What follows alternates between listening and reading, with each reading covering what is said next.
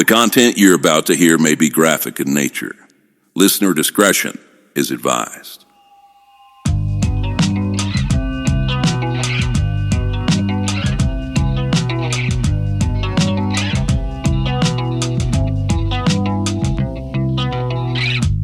Oh, how I wonder what it's like to relax. See the sky down under. Hope my plans collapse. Oh, how I'm under the surface of my tears, falling down asunder the meaning of my years.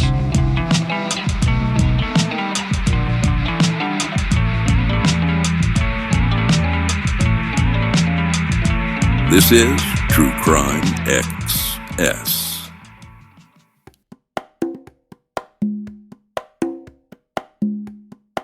Where we left off last episode was with the Little Miss murder.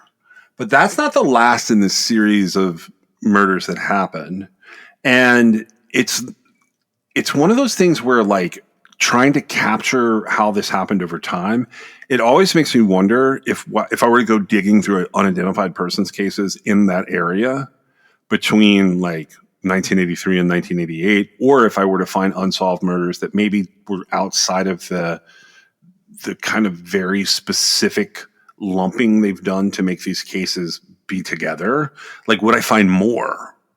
Now, as far as we talked about Janelle Johnson, her killer is unidentified. And then we talked about Lisa Marie Kimmel, who you pointed out that if Dale Wayne Eaton had buried her with her car, like, we would never know about him. I did note that she had been killed. There was an autopsy report indicating she had been killed just hours before a body had been found. And ultimately, local authorities said that they believed that she had been held captive by her killer, which in this instance would be Dale Wayne Eaton. She had stab wounds and bruises. Her body showed ligature marks on her wrists and ankles. And after she was buried, a note signed Stringfellow Hawk was found on Lisa Kimmel's grave. Are you familiar with that character? Only from this case. Okay, so Stringfellow Hawk in the show Airwolf, which ran originally from 1984 to 1986 and then moved, that was on CBS, and then it moved over in 1987.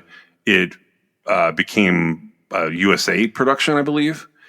So that was the lead character on that show, played by Jan Michael Vincent. I thought that was interesting that that's the name that was left on this note. I don't think it has anything to do with the case. I just thought it was an interesting thing in passing. The next case that we have is Vicki Lynn Perkins. Have you followed her case before? I have, but mostly having to do with this. Vicki Lynn Perkins, she was 19 years old when she goes missing in March of 1989. So it's about a year after Lisa Kimmel has vanished. She's last seen in Portland, Oregon. And on May 13th of 1989, a couple of months later, her body is found in Emery County, Utah, off of I-70 there. The remains are mostly skeletal, but police were able to identify the victim as Vicki Lynn Perkins through fingerprints. One of the sheriffs that talks about her described her as a, quote, known prostitute or sex worker who had been working at truck stops at the time. I found an article that mentions kind of what went on there. This is from March 29th of 1992. It's from the Deseret, but it's from the archive, like on a web archive or internet archive. It says, trucker linked to slaying of woman whose body was found near I-70. Emery County law enforcers have identified a woman found slain alongside Interstate 70 2 years ago. They are looking into the possibility her death may be connected to a suspected serial killer. Sheriff Lamar Gaiman said that Friday, detectives from his agency had been in contact with an Oregon task force, piecing together the travels of a 28-year-old trucker authorities say is a possible suspect in as many as 20 slayings throughout the West. On May 9th of 1990, Passerbys discovered the nude body of a woman in the brush along the eastbound lanes of I-70 near Green River in eastern Utah. She had been dead for about 3 months. The Utah medical examiner ruled the death a homicide and said evidence indicated she had been strangled and beaten. Guy Mon said the body was decomposed, but that officials managed to obtain a set of fingerprints. And about a month ago, he said a new computerized fingerprint identification system purchased by the state identified the victim as 19-year-old Vicki Lynn Perkins, who was a known sex worker from Portland. That information led detectives to Scott William Cox, who's a long-haul trucker jailed in Newberg, Oregon, on charges that he murdered 2 other Portland sex workers in 1990 and 1991. According to Guyman, he said he's pretty handy. We spent a week up there and found out that she'd been running around all over the place, including apparently working at truck stops. Cox is also a suspect in an attempted homicide in Washington. Oregon State Police Lieutenant Carl Nelson, who is directing the task force, said evidence shows Cox traveled extensively throughout the West, apparently including Utah, during the past several years. It's all pretty preliminary right now, but I don't know of anything that would preclude Cox as a suspect in the Utah killing. Of course, we're interested in the fact that she was from here. The task force is gathering information on Cox's whereabouts during the past several years through trucking logs and other information. Once completed and correlated, according to Nelson, the information will be made available to law enforcement officials on request. Now, I just want to point out that we have a date issue here. This is saying that May 9th, 1990, the body was discovered. If you go back and look at other sources, they say she goes missing March of 1989, and she's found May 13th, 1989. I currently do not have confirmation of which one is true. I think they're slightly different in terms of this fingerprint technology. But I wanted to ask you, have you ever heard of Scott William Cox? Yes. All right, so far we have an unknown killer, then we have Dale Wayne Eaton, and now we have Scott William Cox. Now, he is an interesting dude. According to various sources, he has a lot of pseudonyms. So I thought that was interesting. He went by Seth Scott Cutter, Thomas Wood, and Thomas Perkins. He has convictions for 2 counts of murder, multiple counts of forgery, gun theft, and a parole violation. He is one of those with 20 plus next to his name as the potential victims. Scott William Cox is born in 1963 on November the 3rd. Since 1975, when he would have been 12 years old, he has been admitted to hospitals, rehabilitation facilities, and mental institutions more than 115 times. He had been convicted of forgery and of larceny of a firearm prior to these convictions for murder we're going to talk about in just a second. He was actually on post-prison supervision at the time of his first arrest for murder for the crime of forgery. Now, he had been working as a long-haul truck driver. He had operated mainly within the Pacific Northwest. He had traveled as far as Canada and Mexico and as far east as Ohio. On November 24th of 1990, a 34-year-old woman was found in front of a Portland, Oregon Safeway store. She had been severely beaten. She had cuts on her chin, neck, and her back. She had been handcuffed and stabbed in the heart. She was found alive, but in critical condition. So she gets taken to the hospital. Her name is Rena Ann Brunson. But soon after she gets to the hospital, she is pronounced dead. A few months later, on February 19th of 1991, the body of Victoria Roan is found in a train in a Portland rail yard. She had been tied up with the attacker's shirt and strangled to death. Both of these murders are going to stay unsolved for a couple of years. On May 30th of 1991, so a few months after Victoria is found, a woman is found alive in downtown Seattle who has been beaten, bitten, raped, and left for dead. She had ligature marks around her neck, and a wine bottle had been forced into her rectum.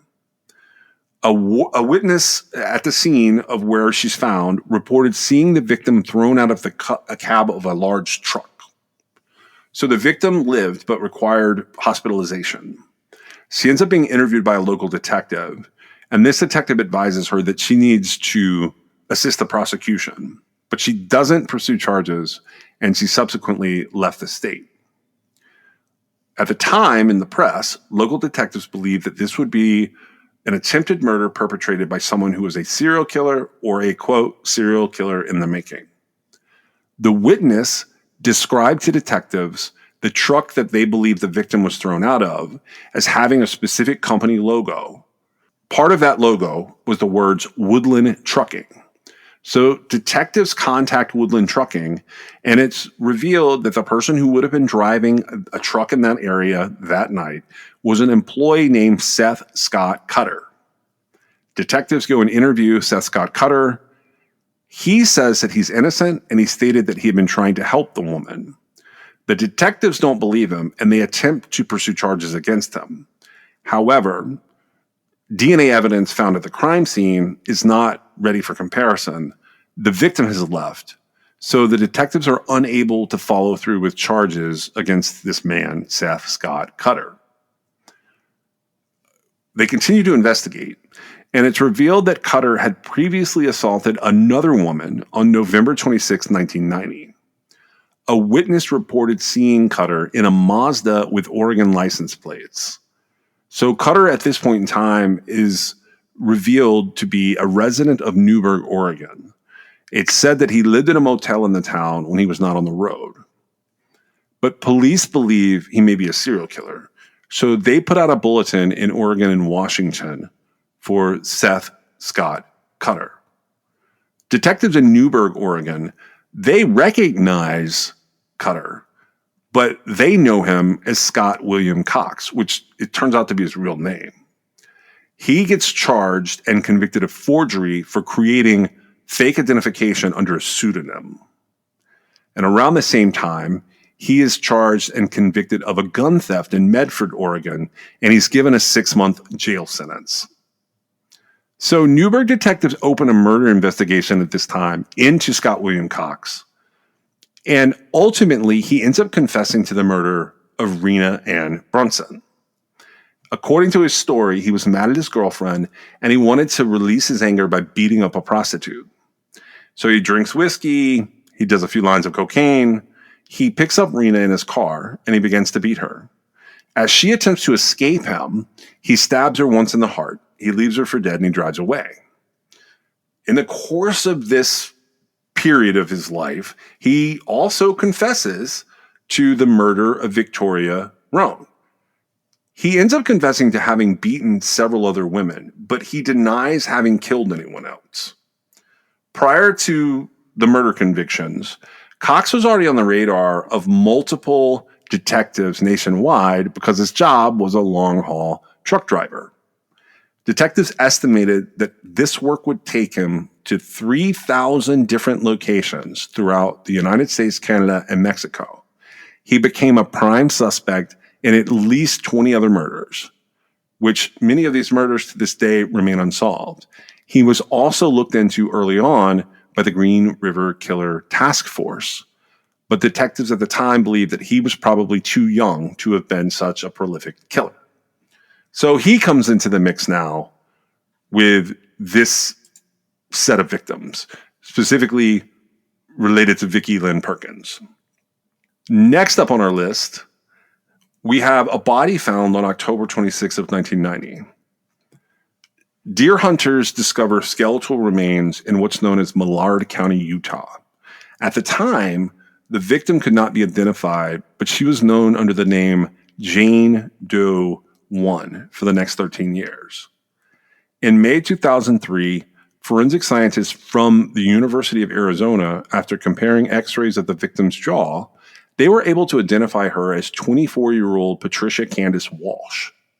Walsh and her 26-year-old husband, Douglas Scott Ziskowski, they were both from Seattle, Washington, and they had gone missing shortly after leaving the city in 1989. Douglas's remains had been discovered in January of 1990 in Ozona, Texas, which is near I-10. He is identified in 1992. It was later revealed in 2012 that both of them had been killed by another long-haul serial killer trucker.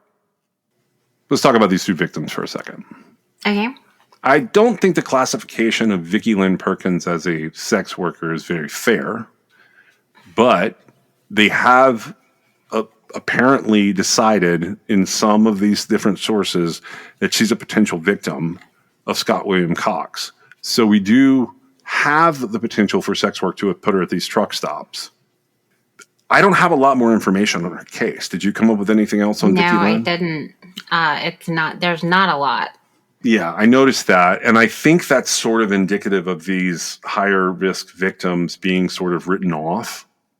We're still in the 80s at the time.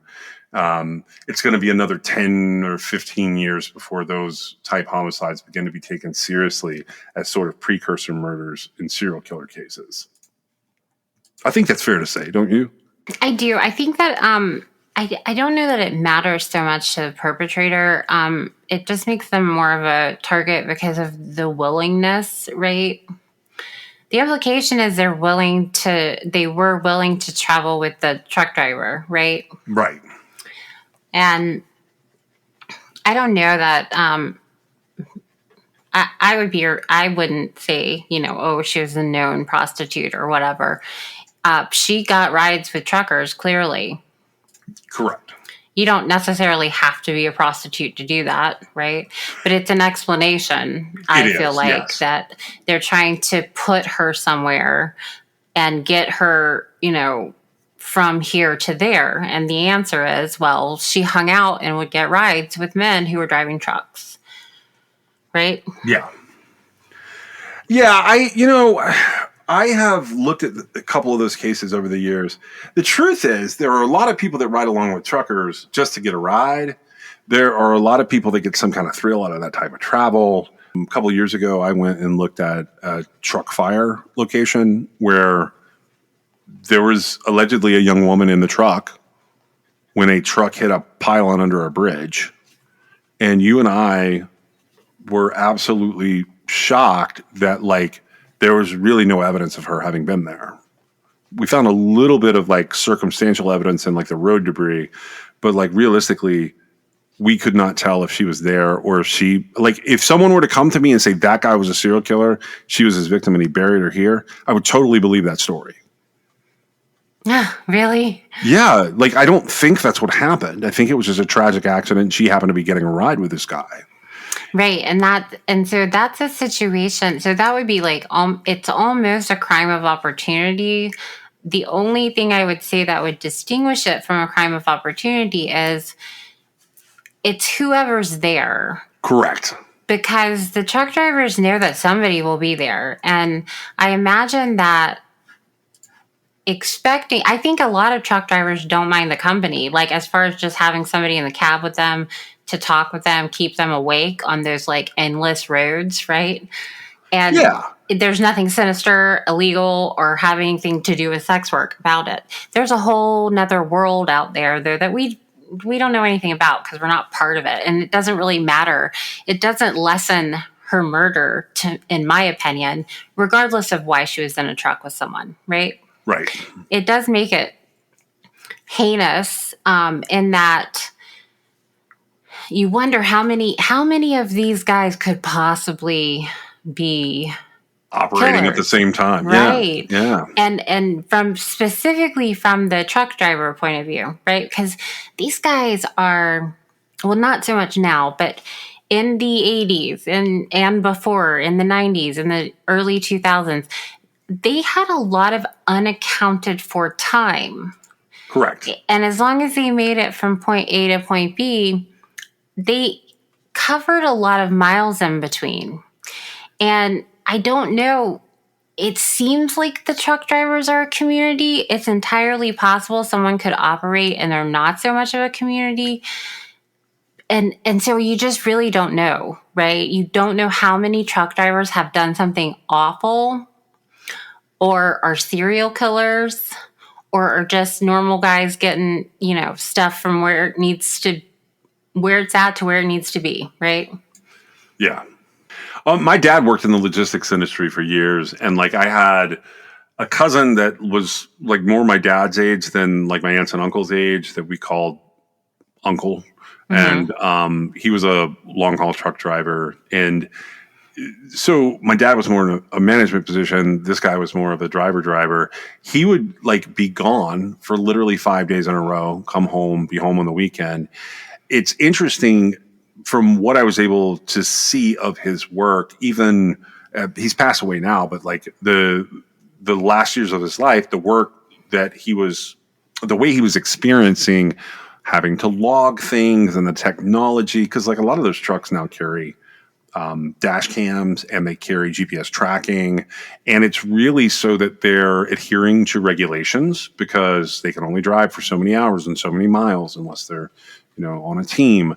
And it's so interesting to me that particular profession is as affected by technology as the criminal justice system is.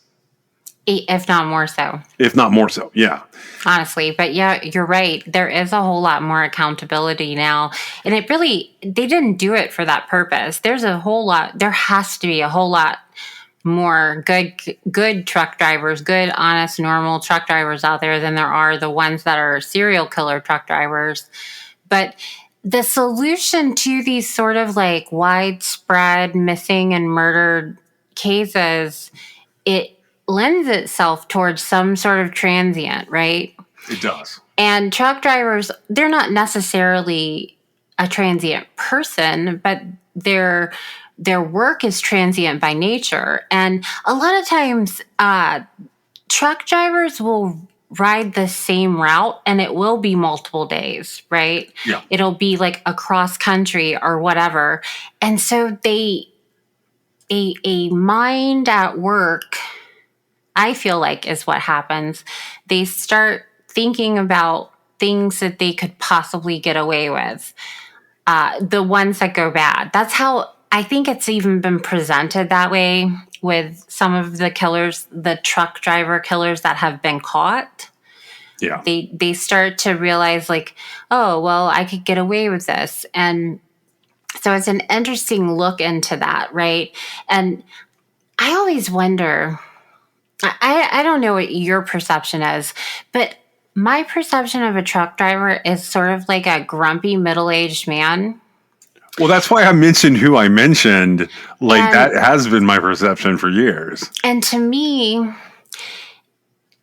it would be just as likely that a grumpy middle-aged man gave somebody that needed a ride and got irritated and killed them, as it would be that it was like this whole serial killer plot. I mean, it happens too much for that to be the case, but you see where I'm going with that? To me, I could totally see some of the guys that how I just stereotypically imagine truck drivers to be. They're very set in their ways. They don't want to hear you yapping, and they overreact to, and it could lead to, it's not accidental, but it's like unintended violence just from being irritated, right? And that's ironic, obviously. But then, when you have sexual assaults happening and stuff like that, it's more sinister, obviously. Right. So I wanted to talk about this couple I just mentioned because there's an interesting part to them. And then I want to talk about the killer, who is a long haul truck driver. So I mentioned Patricia Candace Walsh and Douglas Scott Ziskowski from Seattle, Washington. What's interesting about them is Patricia is considered a victim in the Great Basin murders. Douglas is not. So I'm throwing that out there because I know a lot of people cover this like particular killer. He comes up here, so we are going to have to address him. This is Robert Ben Rhodes, who I mentioned a few minutes ago. Are they married? It says husband, yeah. Yes, they're married. So that is Robert Ben Rhodes, who is a serial killer, long-haul truck driver. Now, he's known as the truck stop killer. He is confirmed to have multiple victims. For his part, he's raised by his mom. His dad was a soldier in the United States Army. His dad had been stationed in West Germany. And so Robert Ben Rhodes goes to elementary school, and his father comes back from duty overseas. And after being discharged from the military, his dad worked as a firefighter. From all accounts, his upbringing was pretty normal. Rhodes is an active participant in extracurricular activities and clubs. He involved himself with football, wrestling, choir, French club. His first known criminal involvement that we have a record of is in 1961 when he's 16 years old. He gets arrested for tampering with a vehicle. The following year, he's arrested for getting into a fight in public. They call it public affray. It's like a simple assault charge. That's when he's 17. He graduates from Thomas Jefferson High School in Council Bluffs, Iowa in 1964. And then he joined the Marine Corps. During that same year, his father is arrested for molesting a 12-year-old girl. And while he's waiting for trial, his father kills himself. Rhodes ends up being dishonorably discharged from the Marines for his involvement in a robbery. After that dishonorable discharge, which is a huge deal, even in the 60s, he goes to college, but he drops out. He attempts to join a law enforcement agency, but that dishonorable discharge from the Marines follows him around. He's married 3 different times. He ends up having a wife with his first son. And he works a lot of different jobs. He works in various retail stores. He works in a grocery store or 2. He gets work in a warehouse, and he works in multiple restaurants. He eventually makes his way to becoming a long-haul truck driver sometime in the early 1970s. Now, I mentioned this couple, and I'm going to mention them again, and I'm going to kind of go over his crimes because they're not directly related to the Great Basin murders, but he does a couple of things I find highly interesting, even in this short overview I'm going to do. So we started with Patricia Candace Walsh, who she and her husband from Seattle, they go missing in 1989. What we know about them is the husband's remains are found in January of 1990 in Texas. After they identify Patricia Walsh, the Utah State Police Department start talking to the Texas Rangers, but they can't get an identity together for the killer. Much later, when Robert Ben Rhodes is arrested, he's going to confess to these murders. He claims that this couple was hitchhiking, and he picks them up in his truck while he's out on one of his long-haul treks. He immediately kills the husband, and he dumps his body where it's later found. He keeps Patricia Walsh for over a week. During this time, according to what he confesses to, he tortures and rapes her multiple times before he kills her and then dumps her body. Okay. That's interesting to me. He's abducted a couple, killed the male, and he keeps the woman. Ostensibly, he keeps her in his truck. What do you think about all that? Well, I don't know. I have a hard time with that. Maybe he was just like really cold-hearted and he didn't form the bond, or maybe she was so distraught that it just didn't matter because she had watched him kill her husband, right? Mm-hmm. I don't know what the ins and outs of that are. I find it very, very strange to fathom, like the idea that he's keeping her. Well, we have some corroboration to that. A month after he kills Patricia Walsh, he abducts an 18-year-old woman who escapes and tells police she's escaped and that she's just been kept for 2 weeks in a sleeper cab of a truck that was basically a torture chamber. So Robert Ben Rhodes is detained by police, but the victim doesn't want to press charges. She thought that she wouldn't be believed.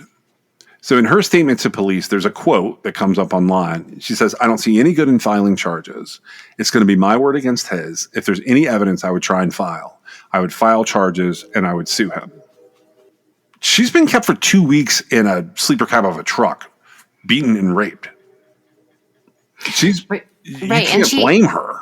Well, it seems to me like what happened with her is what I would expect. Maybe not the 2 weeks, but like you get out of there, right? Yep.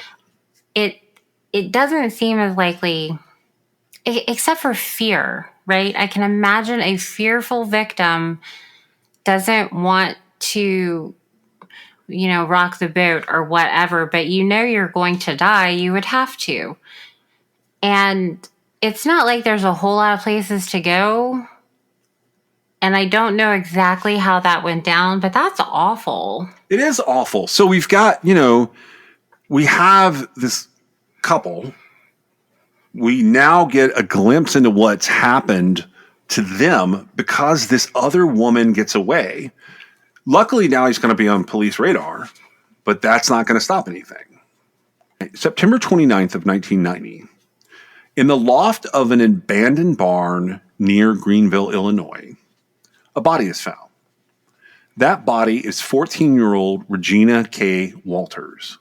She had been missing since February of 1990 when she ran away from home in Pasadena, Texas, with her boyfriend, who was 18 years old, Ricky Lee Jones. An autopsy reveals that she had been strangled to death, and it was believed that it had happened sometime in early March of 1990. So shortly after she goes missing. They find a photograph of her when they do a search of Robert Ben Rhodes' home, mid-torture. May 26th of 1990, a partial skeleton had been found near Harleton, Texas, that turned out to be her 18-year-old boyfriend, Ricky Lee Jones. He had been shot in the head. Okay, this isn't related to the Great Basin murders. This is related to Robert Ben Rhodes.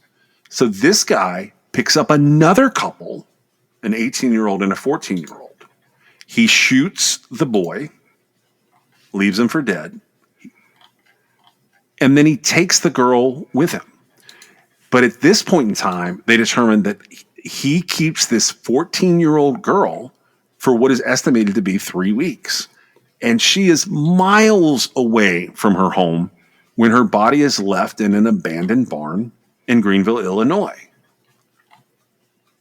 That's exactly what I picture when I picture like the truck driver killers. And it's a terrible story, isn't it? It is terrible. He is a monster. Yeah, this guy was a monster is putting it lightly.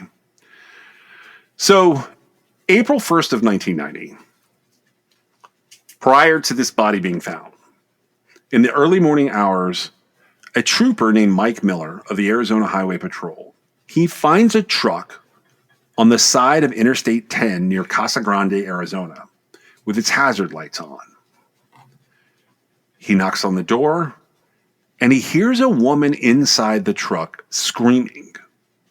There's a man present who identifies himself as the driver of the truck.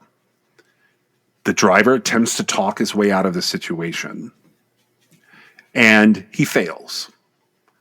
The woman is discovered to be not only screaming, but nude and handcuffed in the sleeper cab of this truck. The man is Robert Ben Rhodes. He turns his gun over that he has on him to the trooper. He's arrested. He's charged with aggravated assault, sexual assault, and unlawful imprisonment. He is left handcuffed in the back of Mike Miller's patrol car, and he almost escapes. The arresting detective in this matter, Rick Barnhart, he's able to make a connection to this Houston case from earlier, and he's able to notice that there's a pattern of where this guy has been. And it stretches out over the course of, going backwards, at least 5 months prior. He executes a search warrant on Robert Ben Rhodes' home, and police find photos of a nude teenager. It's the picture I mentioned earlier. It's later identified as Regina Walters. Her body is not found until September. Also present were photos of Patricia Walsh. Now, in time, her body is not found until October. Does that make sense? Yeah. So he's confessed to all of this. He basically ends up convicted of the murder of Regina K. Walters. He's sentenced to life without parole, but up in Illinois. This is in 1994. He's finally sentenced. Utah extradites him in 2005 to be tried for the deaths of the couple. But in accordance with the victim's family's request, those charges ended up being dropped. So none of them wanted to testify more than once for these multiple state trials that are happening, and they send him back to prison. He is later extradited to Texas for the murder of Regina Walters and for the murder of Ricky Jones. And in exchange for having the death penalty dropped there, he pleads guilty to their deaths, and he gets more life sentences. He is currently serving his life without parole sentences up at the maximum security Menard Correctional Center in Chester, Illinois. What's interesting about him in terms of the Great Basin murders is if he did not kill some of these other victims, we already know that he likely did not kill Lisa Kimmel unless he's somehow connected to Dale Wayne Eaton. Then we have multiple killers who are keeping women for long periods of time along this track. And that, to me, is terrifying. It is. And maybe I've just, maybe my coping mechanism is to just block it out. Could be. We have more victims in the Great Basin murders. March 22nd of 1991, an extremely decomposed body is found in Salt Lake City, Utah. At the time, she gets the name Jane Doe 2. She couldn't be identified at the present time. She is later identified. And where I found her resolution is an article from March of 1999. This is, again, the Deseret News. It just says, Florida man charged in 91 slaying. The article itself says the body of a woman found dead in Joab County 8 years ago has been identified, and her husband in jail in Florida has been charged with a crime. Joab County Sheriff David Carter said that the woman was identified as Barbara K. Williams. An aggravated murder charge was filed in the 4th District Court in county against the woman's husband, Howell Williams, in connection with her death. Police believe the couple were Salt Lake City residents at the time of the woman's death in 1991. 3 Utah law officers delivered a warrant this week to Fort Myers, Florida, for Howell Williams, who's being held in that state on a parole violation. According to Carter, we are working on extradition and a plan to bring Howell Williams to face charges in court. The nude body of Barbara K. Williams was discovered March 22nd, 1991. So again, I don't know how accurate all of these dates are, but this one does match up with what we put together from the summary. She was formerly of Lake City, Florida. Over the past several years, Carter said, the woman's mother had talked to Florida police a few times because she was concerned that she had not heard from her daughter. The Williamses left Florida in 1990, but a formal missing persons report was not filed until 1997. That lack of a report hampered the investigation in the early 1990s by Utah officials. The mother had talked to the sheriff but had not filed a report, according to Carter. A break in the case came with Agent Bill Guttee with FDLE, or the Florida Department of Law Enforcement, started working on old cases in Florida. Sheriff Carter said that Guttee contacted him a few weeks ago, and he let us know that our unidentified body and the missing woman could possibly be the same person. He said the weight, size, and physical characteristics of both the body and the missing woman led him to believe they could be a match. The fingerprints collected in Utah matched those Florida officials had on file for Barbara K. Williams. Carter said, this case has really bothered me for the last 8 years. I've made periodic attempts to find out who she might be, and I've felt uneasy not knowing why no one seemed to miss her. It would have been nearly impossible to identify Barbara K. Williams without the cooperation of all these law enforcement agencies, which helped our case by sharing information. Okay, so That's a completely different type of murder that has been lumped into all of this. Right. It's a domestic, basically. Yeah, this is a domestic. And if Howell Williams, if you go hunting for him, he's not going to be responsible for any of these other murders. I think it would be highly unlikely. Yeah. Right.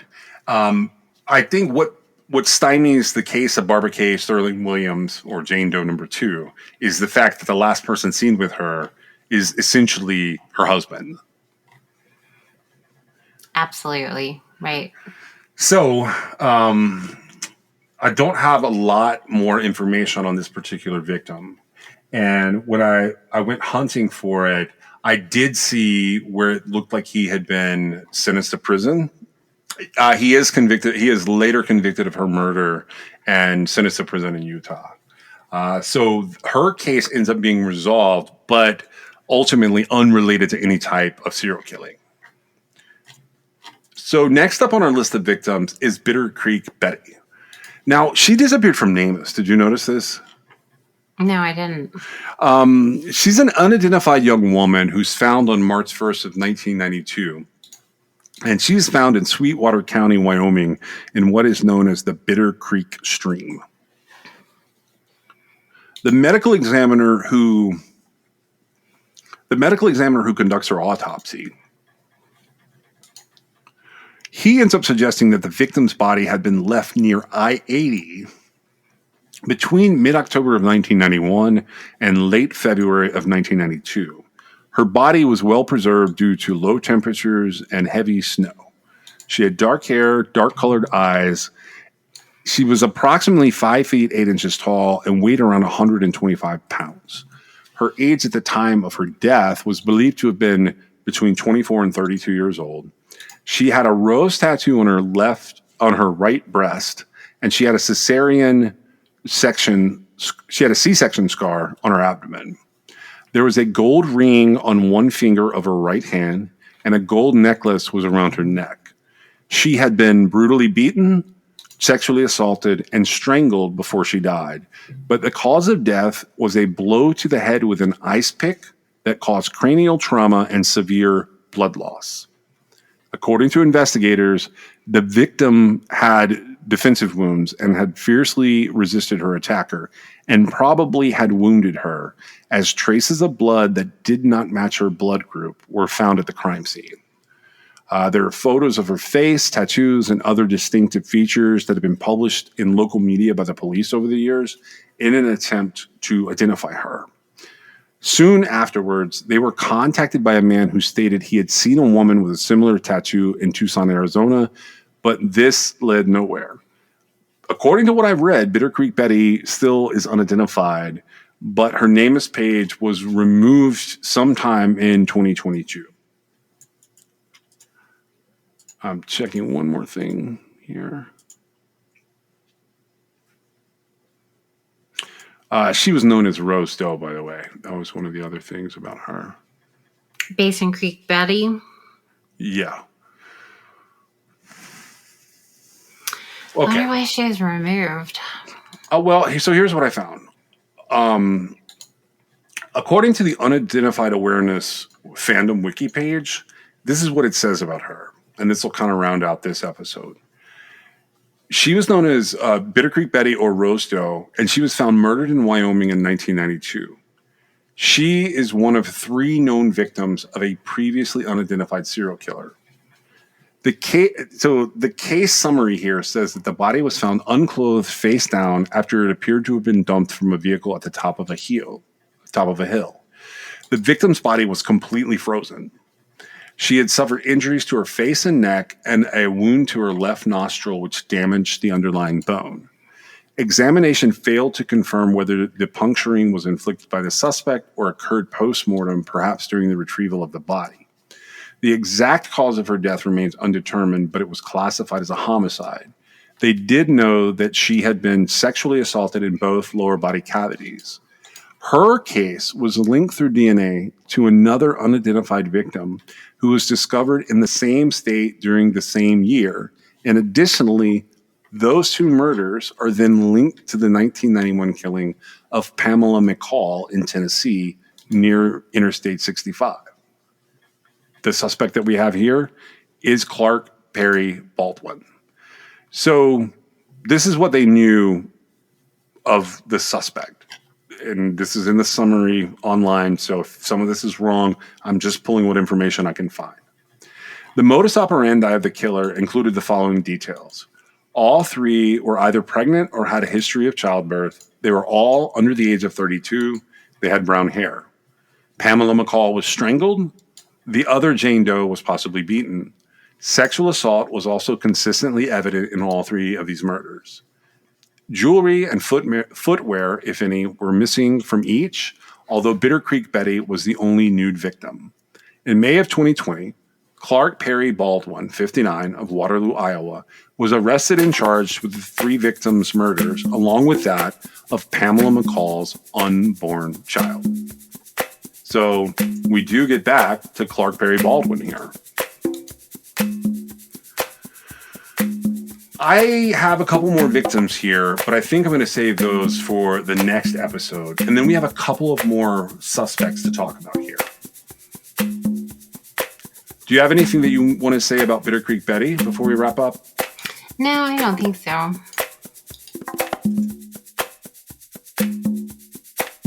Special consideration was given to True Crime Excess by LabrottieCreations.com. If you have a moment in your favorite app, please go on and give us a review or a 5-star rating. It helps us get noticed in the crowd. This is True Crime XS. You fall like the stars. I break things like guitars. Thick skin, no scars. We're in trouble, we took it too far. I don't want to go, but it's 'cause I'll disappoint ya. It's all I've ever dreamed of, something I cannot let go of. I hate the competition, this culture's like a gym, and I lost the motivation to get fit in your expectations. True Crime Excess is brought to you by John and Meg. It's written, produced, edited, and posted by John and Meg. You can always support True Crime Excess through Patreon.com, or if you have a story you'd like them to cover, you can reach them at TrueCrimeAccess.com. Thank you for joining us. This is just a reminder that we are part of the Zencastr Creator Network, and I put a link in the show notes if you guys want to check it out for your own podcasting needs. I've always enjoyed using Zencastr. Their quality is great, and we were able to join their creator network at kind of a key time in their history. I have enjoyed it. You know, I've considered a lot of other places to record and a lot of other ways to put together and host and distribute our podcast. But I've stuck with Zencastr the longest. We've been with them for hundreds of episodes now. And I'm putting a link in the show notes where you can check out what they have to offer and see if it's something you would want to use.